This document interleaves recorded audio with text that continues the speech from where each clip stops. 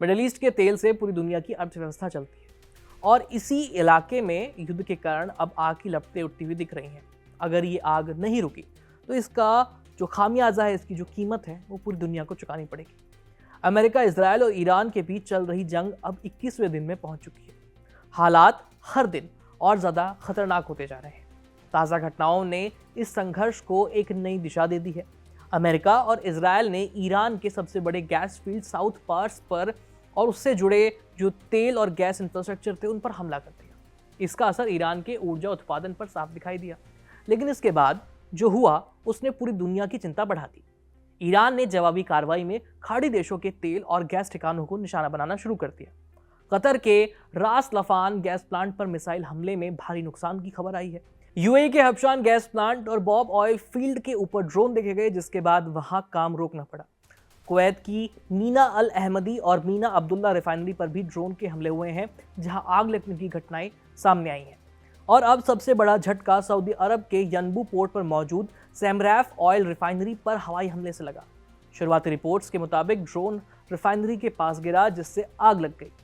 यह हमला ऐसे समय पर हुआ जब हॉर्मुज स्ट्रेट बंद हो चुकी है। दुनिया का लगभग 20% तेल इसी हॉर्मुज स्ट्रेट से होकर के गुजरता है, लेकिन जब से ईरान ने इसे बंद कर दिया है, जिस वजह से सऊदी अरब अपना ज़्यादातर तेल यनबू पोर्ट से लाल सागर के रास्ते भेज रहा है।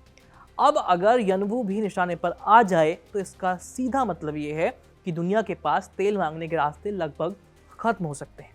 यूएई का फुजैरह पोर्ट पहले से ही हमलों के कारण बंद हो चुका है, यानी सप्लाई लाइन टूटने की कगार पर आ खड़ी है।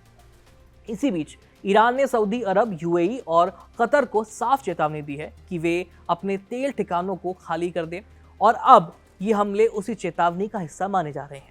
ईरान की इस्लामिक रेवोल्यूशनरी गार्ड कॉर्प्स यानी आईआरजीसी के खातम अल अनबिया हेडक्वार्टर के प्रवक्ता ने साफ कहा है कि ईरान के ऊर्जा ठिकानों पर हमला करना एक बड़ी गलती है।